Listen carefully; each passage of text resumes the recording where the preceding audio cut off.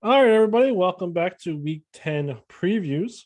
His computer has broken, and then he has ordered new ones, but it didn't come in time for the previews this week. I just got back from vacation, so we kind of haven't had a chance to do the previews because I've been catching up at work. But next week, the PowerPoint will be back, the commish will be back, and we will be doing previews together again. Let's go ahead and do the first game, looking at Philly Miracle Men, 1-8 and 16th place, the worst team in the division. They're on a one-game losing streak versus Agent Steel. Rodney, he's 6-3. He's in 7th place. He's on a two-game winning streak.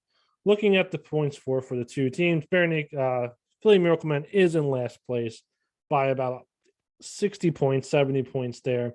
But unfortunately for, Agent Steel, he is, ranked fourth in points for, but when you kind of switch over to points against, he is, also ranked fourth. I mean, you're scoring a lot of points, but your opponents are putting up a lot of points against you. It doesn't really help your cause. And that is why he's 6-3. I mean, if he had less points against, let's be honest, he could probably be, 9-0. I mean, there were some games where his points, outscored their projections by 50 to, I think the one game was 89 points.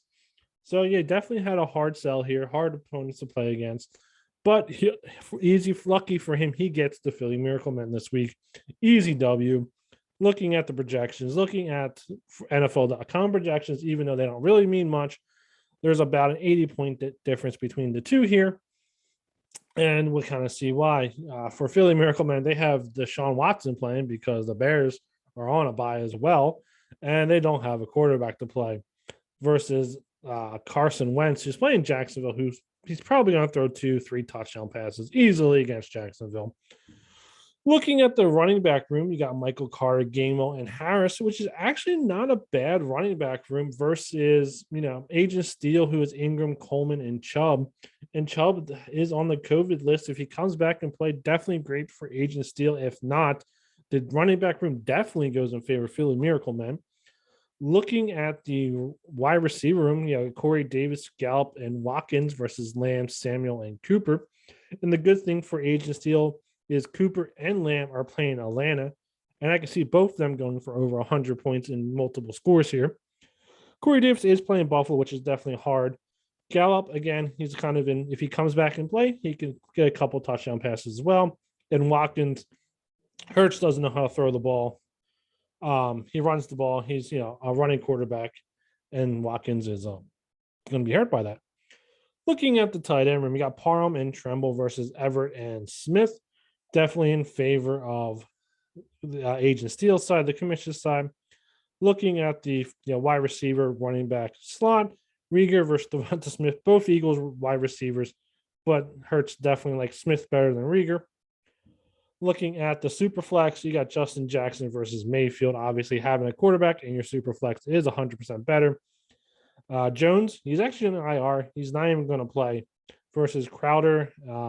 What else can I really say there? Trotman versus Renfro, again, also on Agent Steele's side. And kind of just scrolling down, looking through the bench here, you got a lot of players on the bye for a lot of good players on the bye for the commission. Odell Beckham, see where he signs. I kind of think he's on a sign for the Patriots after this week. And I think that was kind of written into his deal. He can't sign with the Patriots until they play Cleveland, but it will never be told. And then kind of looking at the bench for Misfits for Philly Miracle Men's side, a lot of IRs, a lot of people on the pup, and then you got a couple guys who are on the bench down there.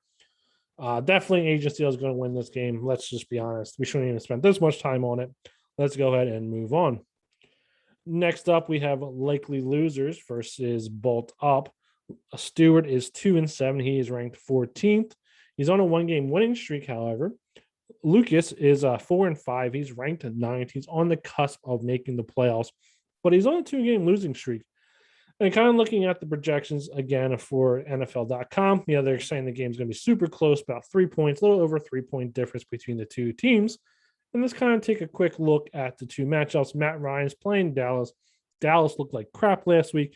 Matt Ryan might throw a couple 3 touchdown passes, or hopefully, personally hope Dallas steps up and stops that.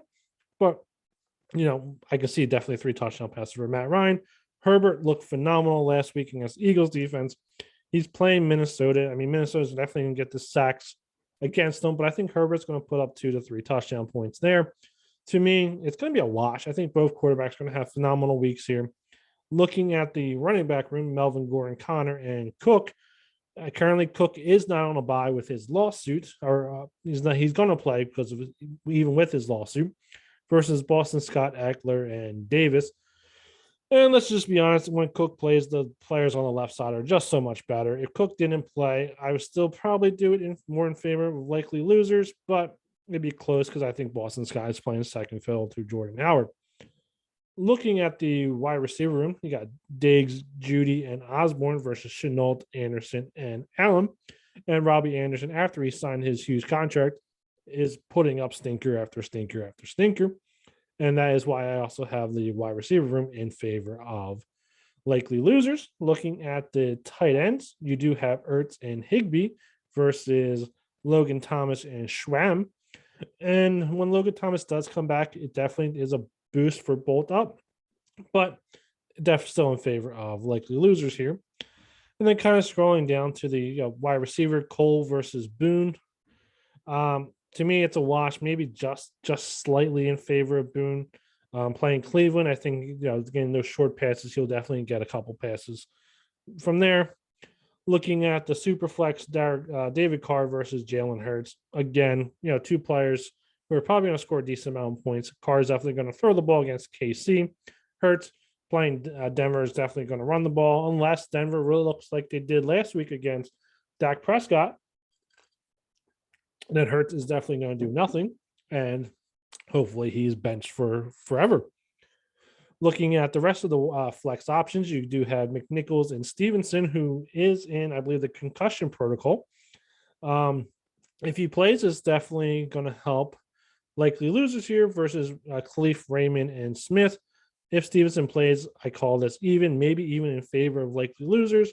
If he doesn't play, obviously, he'll have to find somebody else to plug and play here, and that would be in favor of bolt up.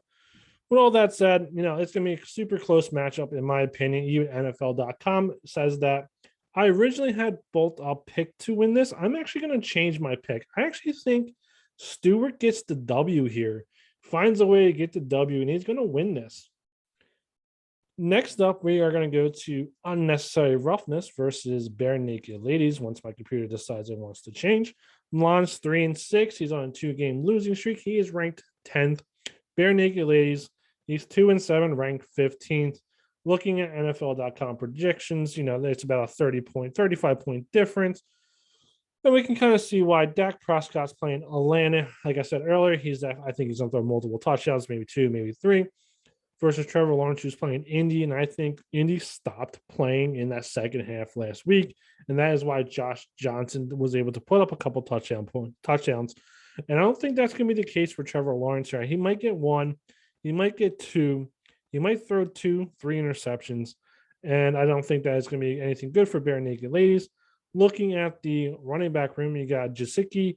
Chris Carson is I think he's going to come back and play this week. I know yesterday he did have a limited practice. I'm not sure what he had today, but I think he's going to come back and play. Javonte Williams is looking like a good player to draft versus Goldman, Penny, and Swift. Swift, they're saying that, he's kind of in the doghouse in Detroit. I like Jamal Williams a lot better anyway. I think he's the better running back in general. And Penny, and Goldman are, in my opinion, lower on the depth charts for those 2 teams. With that said, with Chris Carson coming back, Unnecessary Roughness wide receivers are better. Looking at the wide receiver room, you got Beasley, Hollywood Brown, and Harris versus Sutton, Kirk, and Julio. And honestly, they're pretty even. It really depends on what Kirk can do. Kirk's boom or bust. Kirk will, give 2 touchdowns, 100 yards 1 game. Next game, he will get 2 catches for 15 yards, and that could hurt you here. I think the players on, obviously, the left side are a little bit better, just slightly, but it really comes down to what Kirk's going to do. And if Kirk has a great game, obviously on the right-hand side for Bare Naked Ladies, it'll be a lot better, but it comes down to Kirk. Looking at the tight end room, Schultz and Freiermuth versus Ian Thomas and Bryant. Give me the two guys on the left-hand side all day long, all day long. Let's not even talk about it all day long. Looking at the flex option, you got Sanders versus Hardman. And honestly, I think it's pretty even. Playing Vegas, I think that Casey's going to have to throw the ball here because they can't stop the run. They can't stop the pass. So they're going to have to throw the ball. It's going to be a shootout, in my opinion. And I think, that's going to be a good matchup for Hardman. Sanders is playing the Jets. And one weird stat I find about the Jets is as much as they get destroyed game in and game out, the quarterbacks don't put up a lot of points against them. It's more their running backs. And I think that hurts Sanders here. I think it hurts Josh Allen in general as well. But, they're playing the Jets. You might get a couple points. You might score a touchdown. But the Jets don't really let up a lot of points to a passing attack. Looking at the flex option, Jared Goff versus Richard. Obviously, if you have a quarterback in your super flex, that gives you the win versus a player who is not. Looking at the other flex options, Cobb and Albert O versus Eli Mitchell and Valdez Scantling. Eli Mitchell is the best one of all four of them, and that is why Bare Naked Ladies gets the flex nod here. I think it's actually going to be a slightly closer match than NFL.com has it. I originally had Bare Naked Ladies winning this one. I am going to change this to unnecessary roughness, but it might be a bad switch, honestly. I think it's going to be close. It's going to be fun to watch. And I'm excited to see if Joshua can pull out the W here. Next up, we have Chris and No More, who is 3-6, ranked 11th. He's on a 5-game losing streak. So that means he was 3-1. He's now 3-6 versus Vlad Jr. Crew and Chris, who's 6-3, ranked 6th, 3-game winning streak. Looking at the two options, the two projections, NFL.com definitely has Chris a lot better projected to win this one. And kind of looking randomly at the chart, why is this red line down here? It doesn't make any sense, NFL.com. Fix your shit. Looking at the two teams, he did pick up Cam Newton. If he comes and plays this week, I think that would definitely be a boon for No More. Hinnick, he's playing Tampa. It looks like, Fitzmagic might come back this week to back him up. Also, they also might switch over to, I forget who the backup is, but there's a rumor that they actually might switch to him mid-game if Hinnick is not doing too well. Looking at the running back room, you got Peterson, McCaffrey, and Felton versus Jordan Howard, Freeman, and Patterson. Looking at Felton, I mean, he has COVID, so he's probably not going to play. And the three guys on the other side don't have COVID, and they're going to play. Even Peterson playing New Orleans, I think the three guys on Vlad Jr. Cream are a lot better. Looking at the wide receivers, DJ Moore, Callaway, and AJ Green versus Aguilar, Cup, and Rondell Moore.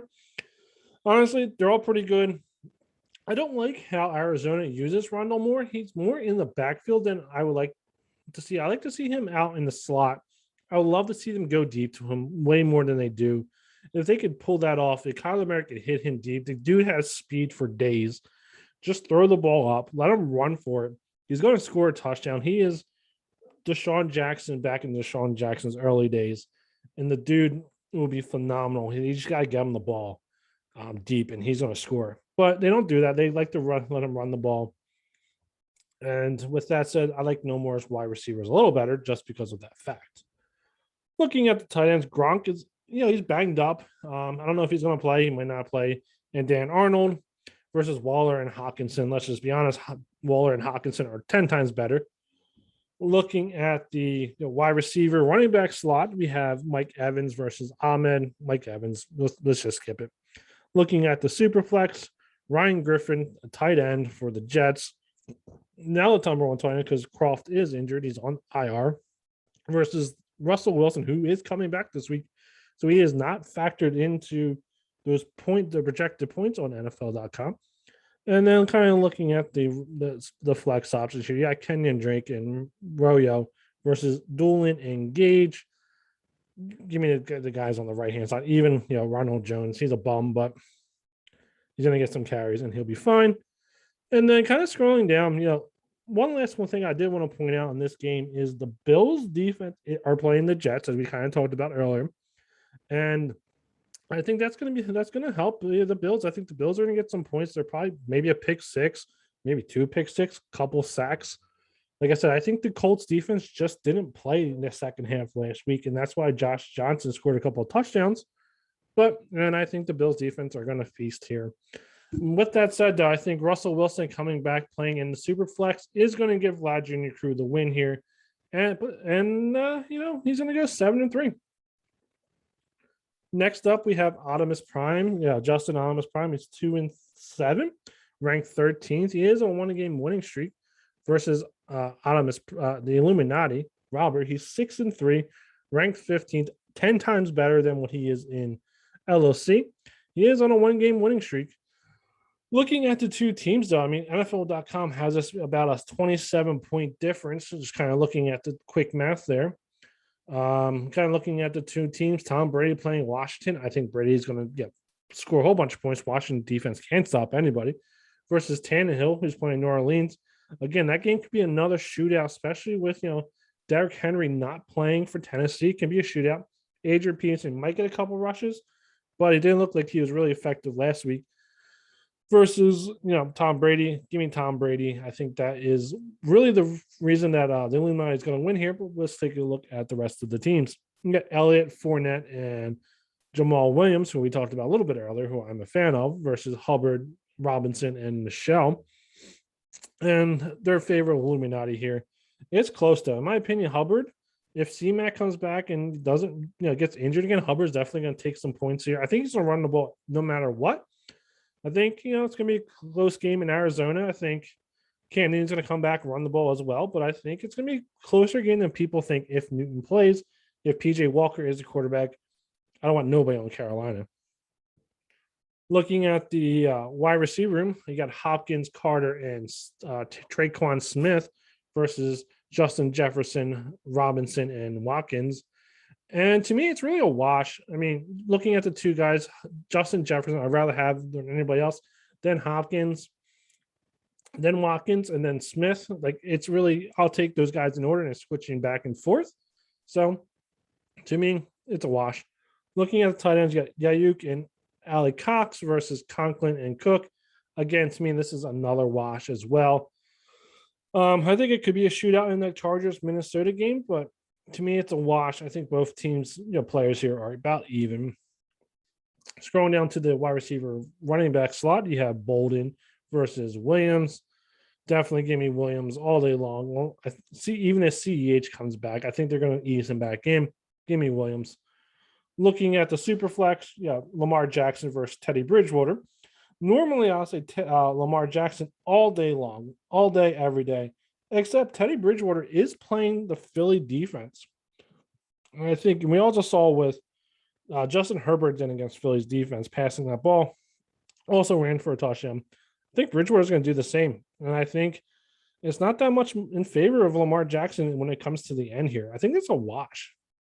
And then you got Kittle and Ty Johnson versus Bray and Boyd. Give me Kittle and Johnson all day long. And with that said, I think it's going to be a close game. I know it's about 27-point difference on NFL.com. Their projections don't matter. But I think Robert's going to find a way to win here. That was my original prediction as well. Robert's going to win, and I am going to stick with that.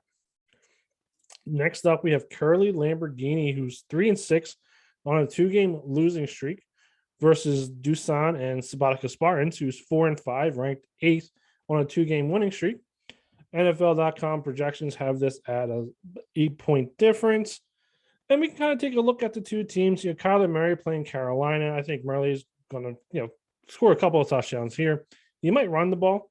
He might get 2 rushing touchdowns. We might get 1 passing touchdown. I think he's going to have more rushing than passing touchdowns. First, Kirk Cousins playing the Chargers, and I think that game's going to be a shootout. Looking at the running back room here, you got Gus Edwards, Gaskins, and Pollard versus A.J. Dillon, Kamara, and McKissick. I actually like McKissick. He's definitely a PPR back. He's going to definitely get the ball out of the slot or on the doing some quick passes to him. He's definitely going to get those points. It's a pretty good PPR back. Kamara, let's be honest, he is Kamara. Even with Ingram going there, he's still going to be the number 1 there. And, A.J. Dillon, I think he's actually going to get more carries. I think they're going to try to save Aaron Jones for the playoffs. And unless Gus Edwards comes back, which I don't think he's actually projected to come back, definitely give me Sabatica Spartans running backs here. Looking at the wide receiver room, you got Hill, Lockett, and Adams. And I think Lockett's projected points are a little too low just because of Wilson coming back to play versus Hilton, Landry, and Cedric Wilson. Give Curley's wide receivers all day long, all day, every day. Looking at the tight end room, you got Ebron and Hunter Henry versus Sweeney and Kelsey. Obviously, Kelsey's the best one out of the four, but I think Ebron and Hunter Henry definitely make up for Sweeney, kind of make it even, maybe just in favor just because it's Travis Kelsey, but I think it's going to be close. Looking at the wide receiver running back room, you got Ayuk versus Agnew. To me, it's a wash. Agnew is doing good just because of James Robinson being injured, and Ayuk has turned it on recently. I think he's averaging about 10 to 12 points last couple of weeks. Looking at the Superflex, Mac Jones versus Bernard. As I said earlier, if you have a quarterback in your Superflex, you are ahead of the game, and we can just move on from there. Humphreys and Frisker versus Van Jefferson and Trey Sermon. Again, as I said in the LOC preview, you trade 2 picks to move up to the 3rd round for a guy, and then you kind of don't use them. I don't know what you're doing. Maybe fired Kyle Shanahan. Dude was a beast in college. Make that move. Use the damn guy. With all that said, I originally had Curly Lamborghini to win this one. I think it's going to be super close, and I'm going to stick with that. I honestly, I think it's going to be close. It could bite me in the ass, but I'm going to stick with Curly winning this one. Next up, we have Zebras versus Randall Flagg football. Randall Flagg is projected to win by 32 points-ish, something like that. And then looking at the 2 teams, you got Jimmy G versus Aaron Rodgers. If Aaron Rodgers comes back and plays, he's been fined, that happy horse crap. But Jimmy G's playing the Rams. Rodgers playing Seattle. If Rodgers plays, give me Rodgers. Looking at the running back room, you got Jonathan Taylor, Moss, and Gibson versus Josh Jacobs, McKinnick, and Bell. And with that said, I'd rather have the guys on the left on their Zebras. Looking at the wide receiver room, you got Marvin Jones, Woods, and Thielen versus Metcalf, A.J. Brown, and Lazard. To me, it's pretty even. I think Brown and Metcalf are a little bit better than the guys on the left, but Lazard is worse than the guys on the left. And I think it kind of evens it out. Looking at the tight ends, you got Knox and Jawan Johnson versus Pitts and Goddard. Obviously, Pitts and Goddard are better tight ends than the guys on the left. And then you have Rashad Bateman, who I think has been, since he's got healthy, he is averaging about 10 points. I mean, he's projected 5.54. And I think that's way under projected for him. Versus Jacoby Myers, who's projected 10.94. I think that's over projecting for him. I actually like Bateman a lot better than Myers, and I'm going to go with Myers on that one. Looking at the super flex, you got Trey Lance versus Big Ben. Who knows? Maybe Trey Lance comes in for a play, scores a touchdown here. Whereas Big Ben, who's playing Detroit, who's probably going to score a touchdown as well. Let's be honest, Big Ben's the best better super flex than Trey Lance, even if Trey Lance comes in and scores a touchdown. Looking at the flex options here, you have Washington and Zacharias, who went off last week with Ridley injured, versus Tim Patrick and Williams. And as I was saying in the LOC one, Mike Williams, if you watched him last week, I think he's injured. I think they haven't said in that he is injured. But if you watch him play, he doesn't have that burst that he usually has. I think he's actually injured. I don't think he's going to get 12 points. I really don't. With all that said, I think this matchup is going to be closer than it appears. I originally had Zebras winning this one, and I am going to stick with that just because Brian gets those cheater bonus points. I'm kidding, Brian. I still love you. Next up, last but not least, the game of the week, we have Orange Crush versus Bills Mafia. Looking at the 2 teams, about a 7.1 point difference. It's going to be close. I think it's going to be a great matchup. Adrian 7-2 ranked 4th versus Matt 8-1 ranked 2. He's going to want to win here. He's really going to hope that Zebras wins the game we just talked about because Randall Flag football is number one. And kind of looking at the two teams here, Patrick Mahomes versus Josh Allen. We already talked about Mahomes. We already talked about Allen. How the Jets don't really let up a lot of points. I think it's going to be a wash, honestly. Looking at the running back room, you got Aaron Jones, Hines, and some guy I'm not even going to try to pronounce versus Damian Harris, Singletary, and Johnson. And to me, the guys on Bills Mafia are probably just a little bit better. Like Hines is a good PPR back. He gets to get you some points there. And that's really it. That's all I really got to say. Looking at the wide receivers, you got Johnson, Pittman, and Waddle versus McLaren, Godwin, and Deshaun Jackson. You ain't for real. And, with that, I think the wide receiver rooms are pretty even. I think, Jackson playing Casey, he might be able to hit a deep pass to him. Might get you some points there, but we'll have to see. Looking at the tight ends, you got O.J. Howard and Mark Andrews versus Font and Jasicki. I think O.J. Howard is going to be a pretty good play this week, playing Washington. And Jasicki, Baltimore, as I learned in the LOC video, does let up the second most points to tight ends, though. Tight ends, give me Bills Mafia's tight ends just by a hair. They're kind of scrolling down, looking at the wide receiver room. You got Peoples Jones versus Alex Collins, with Chris Carson coming back. Collins is RB2 now. People Jones looked pretty good last week. I think he's going to get some points. Super flex, Matt Stafford, quarterback, playing as Claypool, wide receiver. I'm not going to say it again. Super flex, we know who we want. Looking at the rest of the flex, you do have Pascal versus Schwann, Henderson versus and Madison.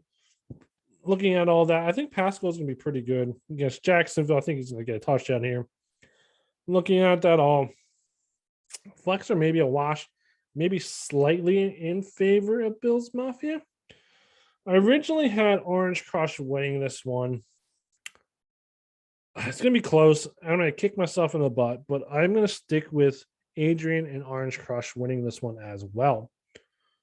Well, that's it, guys. Looking at let's take a quick look at the rankings of the two teams and where everybody's at. For at 8th place, 4 and 5. There's a couple of teams that are 3 and 6, 4 and 5 for 8th place, and then between 5 and 7, there's 6 and 3, 3 and 4 or 7 and 2, and number 1 or 8 and 1. It's anybody's game to take any spot, except maybe if you're likely losers, Bare Naked Ladies, Optimus Prime, and Philly Miracleman. Your season is already over. Enjoy it. Have fun. All right, well, everybody, I hope you enjoyed the video. I'll talk to you guys next week with the commish back. Have a good one.